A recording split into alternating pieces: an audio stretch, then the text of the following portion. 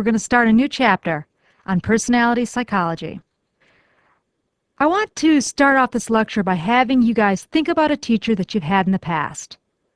How would you describe his or her personality? Take a second to think about it. Would you say that they were organized, knowledgeable, well-read? Think about teachers in general. How would you describe them as a group? Would you say that they are organized, knowledgeable, well-read? Interestingly, you see your teacher only a few hours a week in the classroom setting. For the most part, teachers behave in a similar manner.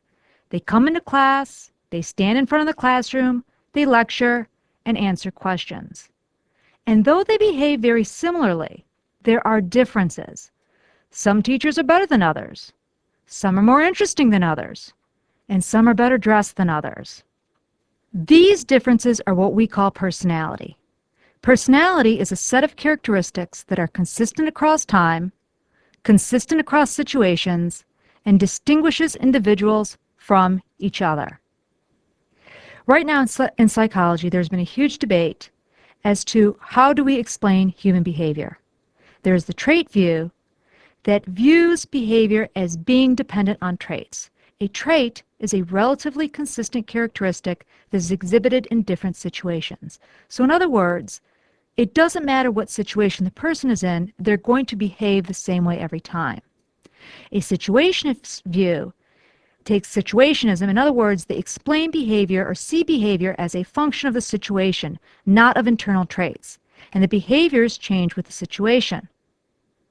An interactionist view sees both traits and situations as affecting thoughts and behaviors. This debate in psychology has been going on for nearly 30 years. Over 30 years ago, behavior was explained through personality. So why did people behave the way they do?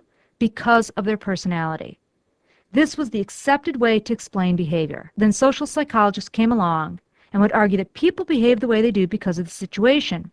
The situation is powerful, is what they would say.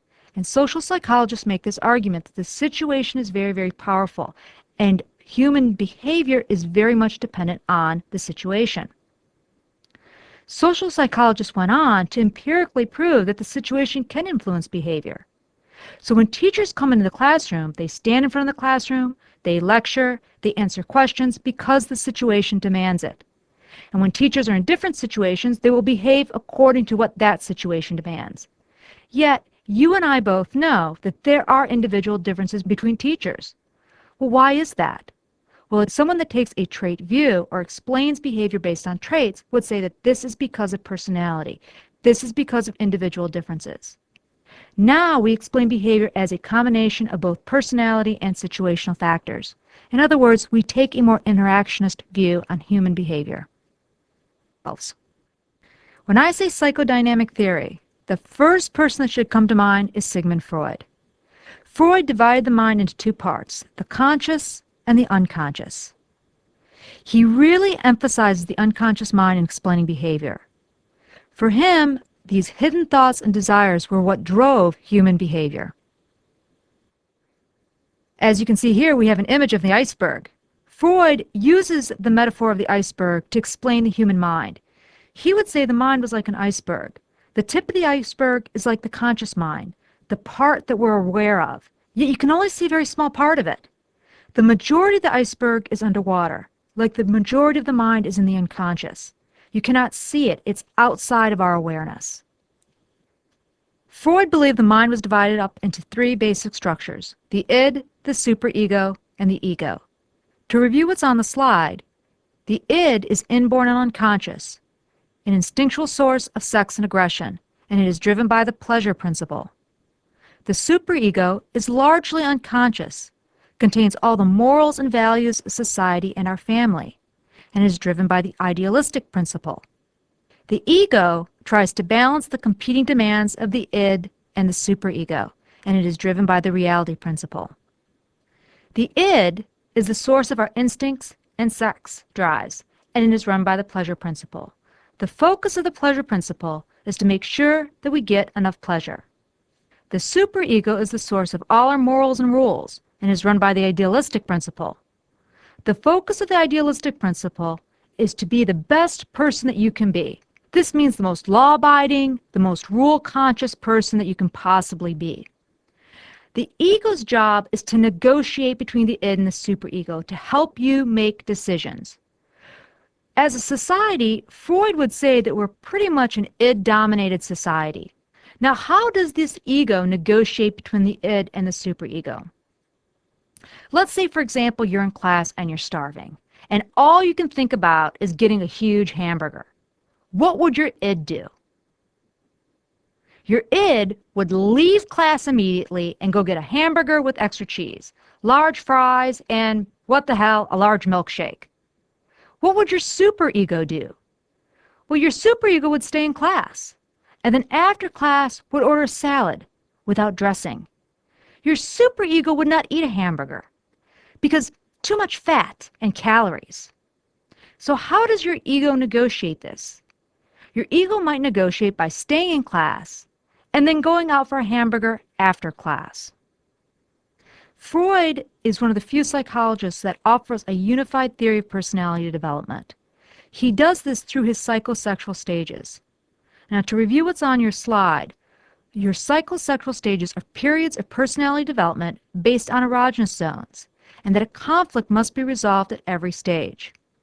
Freud believed that if we do not resolve the conflict, then we become fixated. In other words, we become stuck at that stage of psychosexual development. If we were to begin, we'll begin with the oral stage. That is the first stage that we all go through. It's called the oral stage because during this age, babies gather information about the world by putting items into their mouth. If a person becomes fixated at the oral stage, in other words, if they become stuck at the oral stage, when they become adults, they put things into their mouths. Examples include smoking, chewing your fingernails, or maybe even overeating. Now, what might cause fixation? Freud had a tendency to blame the mother. And so what Freud would say is a person might become fixated at that oral stage of development because they've spent too much time at the breast or not enough time at the breast, and this leads to fixation. The next stage is the anal stage, and it's called the anal stage because during this age, potty training is taught. If a person becomes fixated, they're either anally retentive, that means that they're neat, they're rule conscious, they're uptight, or they're anally expulsive. They're sloppy, they're messy, they let it all hang out. What might cause fixation here? Well, inappropriate potty training. Children learn that they can either give pleasure or despair to their parents by holding on or letting go of their poop. The next stage is the phallic stage. And during this stage of development, we acquire two things. It's very important that you remember this. We acquire our gender and we acquire our sexual orientation. And these two factors form the basis of our sexuality. I'm going to be spending more time on the phallic stage in the next slide. And I'm going to go ahead and move on to the latency stage, which is the stage that follows the phallic stage. And it's called this because nothing happens here. Freud saw the stage as basically kind of a lay period or connecting period between the phallic stage and the genital stage. During the genital stage, this is the stage where we start to see mature sexual interests. Freud believed that we are all born bisexual and polymorphous perverse. Polymorphous perverse means that we're receptive to all kinds of sexual stimulation. When we get to the phallic stage of development, our sexual instincts are steered in a quote-unquote appropriate direction. Both boys and girls go through a complex during the phallic stage. Boys go through the Oedipus complex. Freud got the name Oedipus from a Greek myth. In this Greek tale, when Oedipus was born, it was prophesied that when he became an adult, he would kill his father. So his father sent him far away from his kingdom. Oedipus then grows up to become a very wise man. And here in the image on the slide, we can see him solving the mystery of the Sphinx. As an adult, he returns to conquer his father's homeland and unknowingly kills his father and marries his mother. When he realizes what he's done, he plucks out his eyes and wanders the countryside as a blind man.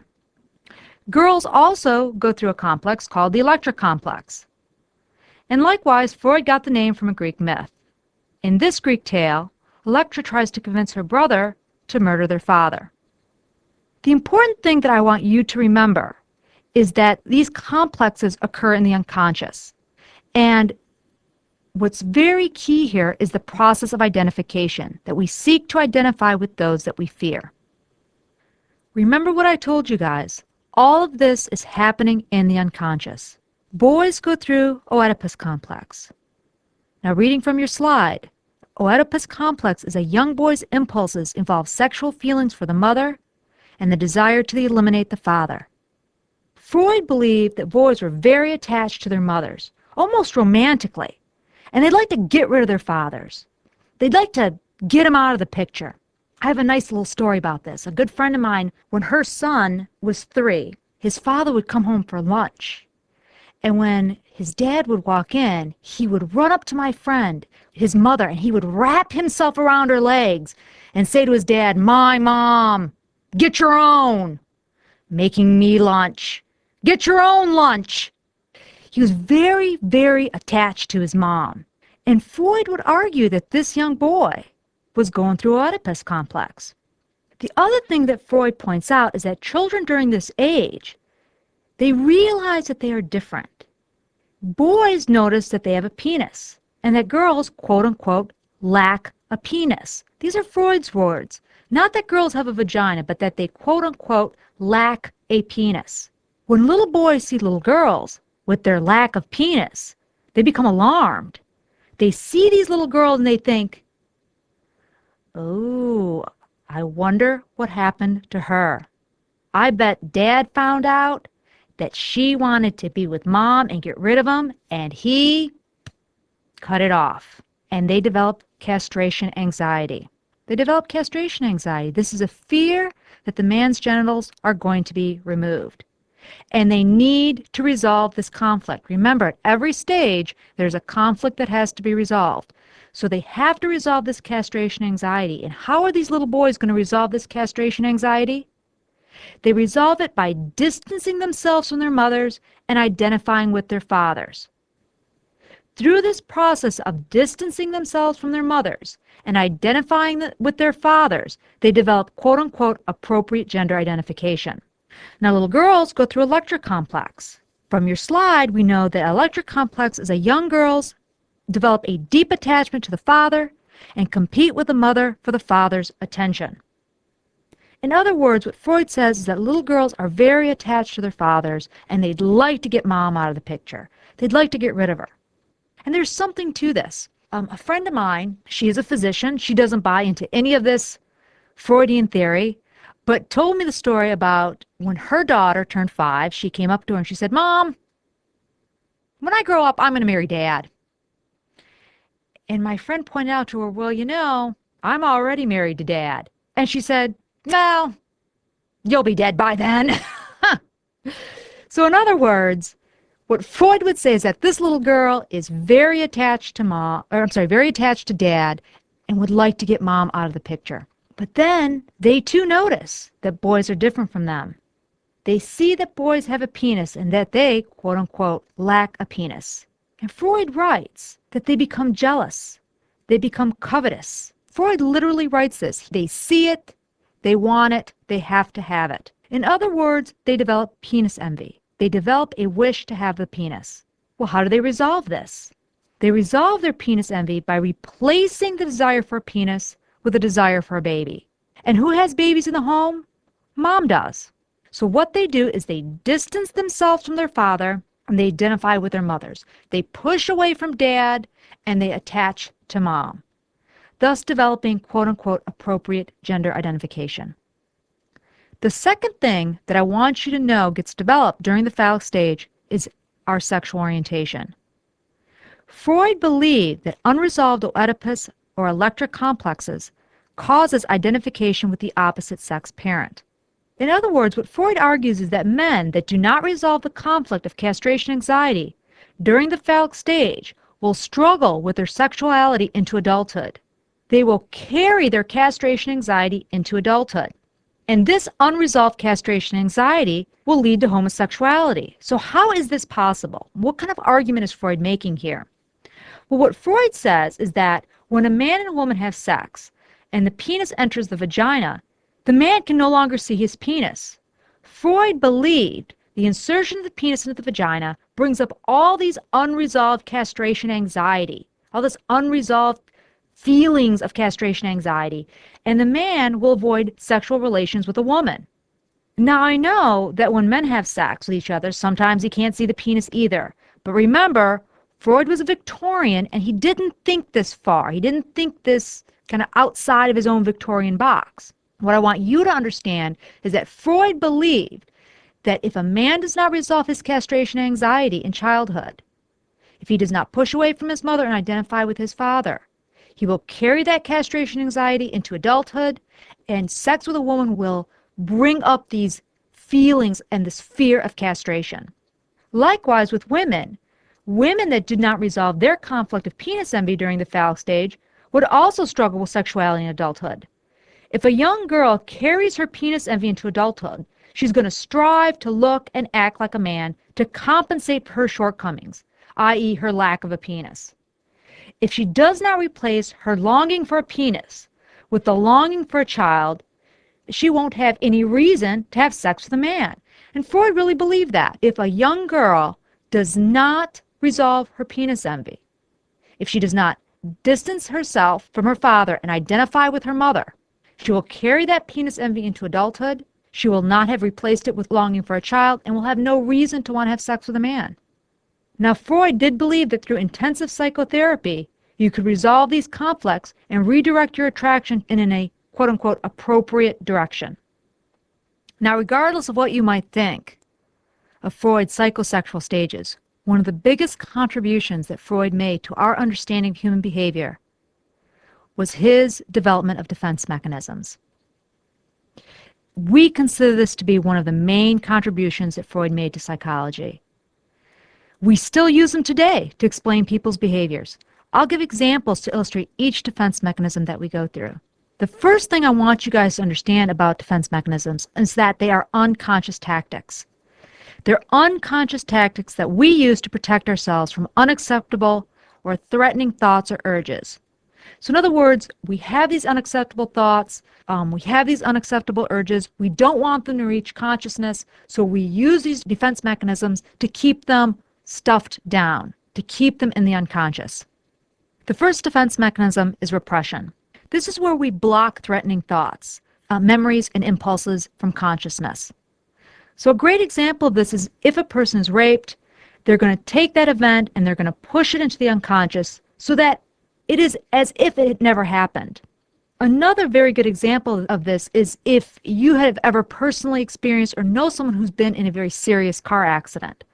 One of the interesting things is if you ask them about the actual accident, they cannot tell you about that accident. They cannot remember the actual accident.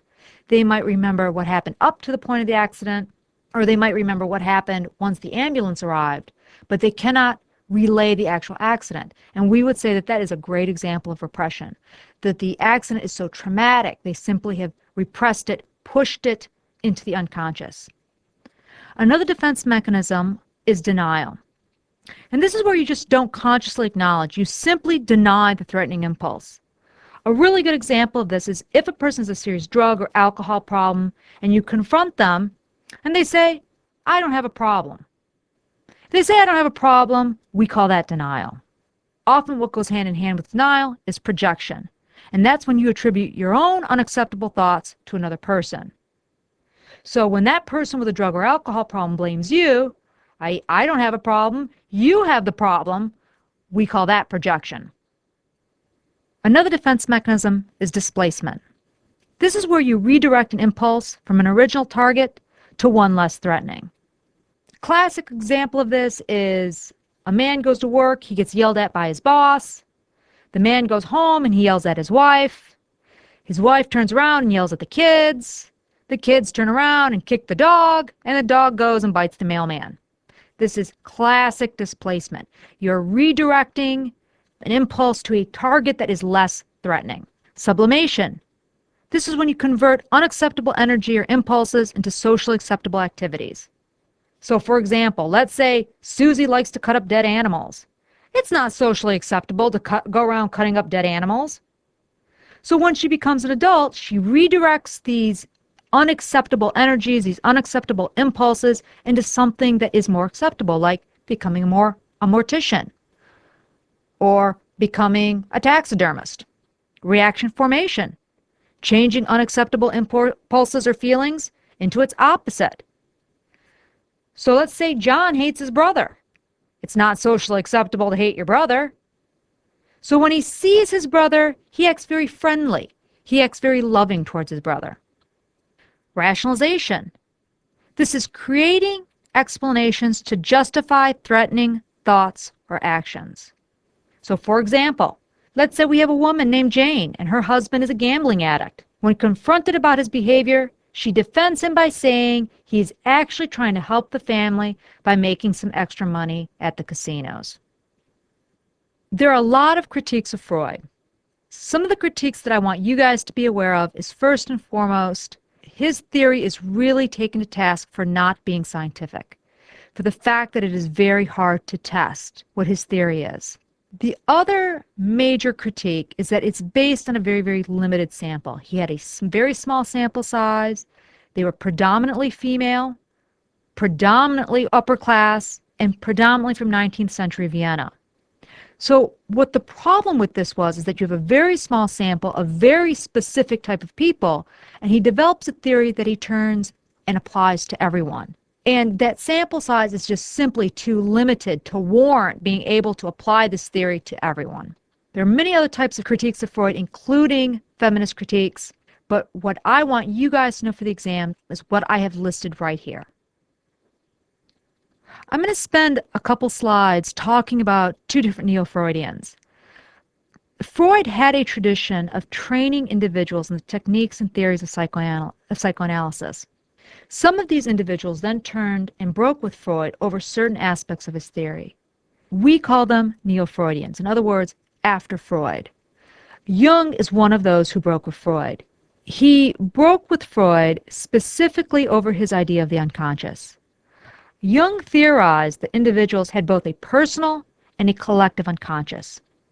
Now, personal unconscious comes from our unique personal and distinctive experiences. But what Jung argued is that we also have a collective unconscious that is shared with all humans. In other words, that humans have a tendency to share the same memories and tendencies because we all come from the same ancestors.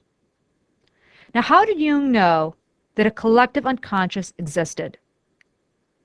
Well, he argued we knew it existed because of the existence of archetypes. And an archetype is an inherited tendency to perceive and act in similar ways. Archetypes are common themes and symbols that we see across cultures. So in other words, the symbol of a heart, the symbol of a cross, or even the idea that good conquers evil. This idea that good conquers evil is a theme that we see again and again and again of mythologies across various cultures. And Jung would argue that this is an archetype. It is something that we share across cultures, that all humans collectively share this. Another very interesting example of a Neo-Freudian is Karen Horney. And Karen Horney happens to be one of my favorites. Karen Horney also broke with Freud. She's a very, very interesting person. To give you a little bit of her history, her father was very overbearing. He did not believe in the education of women. And despite all that, Horney was able to educate herself and become a physician. She went on to be trained by Freud, and she broke with him over the idea of penis envy. She argued that women did not have penis envy. Rather, it was men who had womb envy. Think back to ancient times, Karen Horney would say. Think back to ancient times. People did not understand the connection between sex and reproduction. Women delivered babies, and it was like magic. And Karen Horney argues that men felt inferior because women were able to create life. And in response to those feelings of inferiority, they tried to compensate by creating. And what they created were things like tall buildings and bridges. These feelings of inferiority also caused men to oppress women. She really takes Freud to task over the idea of penis envy and really challenges him on that. As a side note, Gloria Steinem also wrote a very scathingly funny satire on Freud's theory of penis envy. She asks, what would the world look like if men could menstruate? She states that men are jealous of women because of their ability to menstruate. In other words, women get to menstruate, they get to bleed for 5 days, but they don't die. So what men do in response is they do things like they box and they go to war to get themselves all bloody, to mimic menstruation. It seems ridiculous to us when we think about it, but the point that Gloria Steinem is trying to make is that if this sounds ridiculous to you, Freud's theory can also sound ridiculous if you try to look at it through the same type of a lens. All right, moving out of psychoanalysis, we are now moving into the humanists.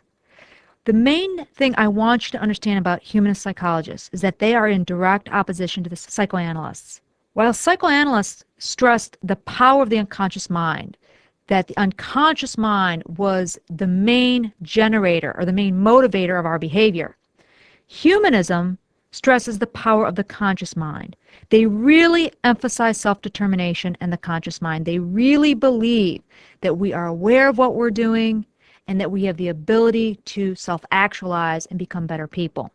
Now, we've already discussed the work of Maslow and his ideas around self-actualization. Self-actualization is this innate tendency towards growth that motivates all people to seek their fullest potential. And it's a real cornerstone to humanist psychology. This idea that we innately want to be the best type of people that we can possibly be. Not in a super ego way, in other words, in a rule-oriented way, but that we want to fully develop ourselves personally, professionally, psychologically, emotionally, on all different levels. Rogers took many of the ideas of humanism and then he applied them to therapeutic situations. Rogers stressed the importance of taking a person-centered approach to therapy. In other words, he really believed that it was important to take the client and put the client at the center of the process.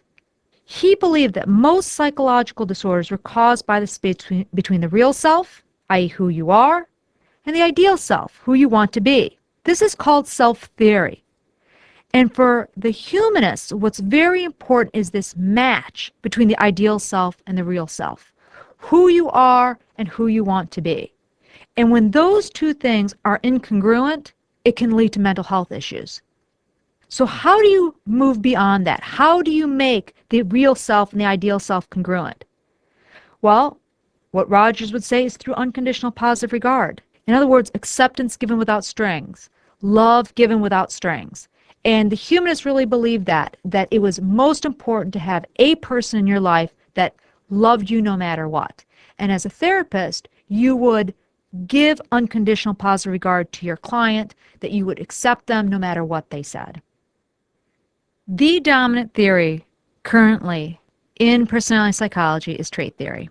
Most personality psychologists believe that personality is the result of traits. While some psychologists say that traits are inborn, in other words, they're biologically caused, others say that it's a combination of both nurture and nature. It's a very useful way for us to conceptualize personality, though empirically one of the things we've come to realize is that it's not very effective in predicting behavior. And if we go back to our 4 goals of psychology, we know that predicting behavior is very important to psychologists. The main trait theory is the theory of the Big Five. I want you guys to understand a couple things about how these traits operate. The traits operate on a scale from high to low. So you can be high in extroversion or you can be low in extroversion. They're organized like a bell curve, and I reviewed the bell curve back when we talked about intelligence testing. In other words, you can have extremes in behavior. The other thing that's really important is that I want you guys to realize that these 5 traits also operate independently. So being high in extroversion does not have any relationship whatsoever to your score on openness. Both a trait like extroversion and openness operate utterly independent, and they are not related to one another. So I'm a big Simpson fan, and I'm going to use Homer Simpson as a way to illustrate how the Big Five works. Now, the opposite of extroversion is introversion. Extroversion basically means that you're outgoing, you're talkative, you're gregarious. You like the presence of others. You like to be around other people. You have a tendency to talk your problems out loud. When you have a problem, you want to talk about it and you want to work it out verbally. Is Homer extroverted or introverted? Now, I would say he's extroverted. He's on a bowling league. He likes to hang out with Mo. He has a lot of buddies. He likes meeting new people. The next trait is openness. Now, openness is about being curious. It's about being creative. It's about being original, being able to think outside the box, being able to think in new ways. The opposite of openness is closed. People that are closed like familiarity. They like consistency. They don't like any surprises. Now, I would say the Homer scores fairly high in openness. I think this is a guy that'll try anything once. Like when he tried to eat the extra hot chili at the chili cook-off, and then he had all these hallucinations. He's also fairly creative. I don't know if you can remember the time when he tried to become obese so that he could work from home. He's not very, very high in openness. He does have some characteristics of being closed because he does have a meltdown if there aren't donuts at work in the morning, if there isn't beer in the fridge when he gets home, and he doesn't like it when there aren't pork chops being served on pork chop night. The opposite of agreeableness is disagreeableness. Now, being agreeable means that you're kind, that you're non-critical, that you're a very warm person. When I was growing up, I had two friends named John. John Z scores very, very high in agreeableness. I would call John up. I'd say, John, do you want to do something Friday? Oh, yeah. Do you want to go see a movie? Sounds great. Want to go get some food? Sure. Italian? Whatever. And then I have another friend named John M. Very, very low in agreeableness. Very disagreeable character. You'd call him up. You'd say, John M., want to do something Friday? Maybe. Go see a movie? Well, what do you want to see? Well, I don't care. Well, I'm very picky. Do you want to get some food? We can get Italian? I don't think so. Very disagreeable character. Now, I would say Homer scores fairly high in agreeableness. He'll agree to do just about anything. Like the time when Mo talked him into stealing his car for money. However, he can also be critical. So, for example, he can be very critical towards his wife's sisters, Patty and Selma. The opposite of conscientiousness, and our next trait is conscientiousness, is unconscientiousness. Now, being conscientious means that you're organized, that you're reliable, that you're dependable, that you get the work done on time. Homer is very low in conscientiousness. He starts lots of projects. He never finishes any of them. He sleeps in on his job. He forgets to pick up Bart. He can't even consistently remember the birthdays and the names of his own children. The fifth trait is neuroticism.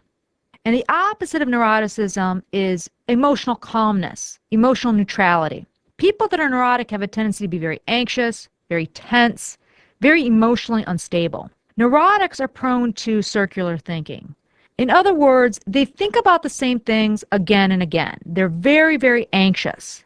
People that are low in neuroticism are not anxious. They have a tendency to be very relaxed. They have a tendency to have very low emotionality. In other words, it takes a lot for them to get going. I would say that Homer is somewhat neurotic, though I wouldn't score him very high.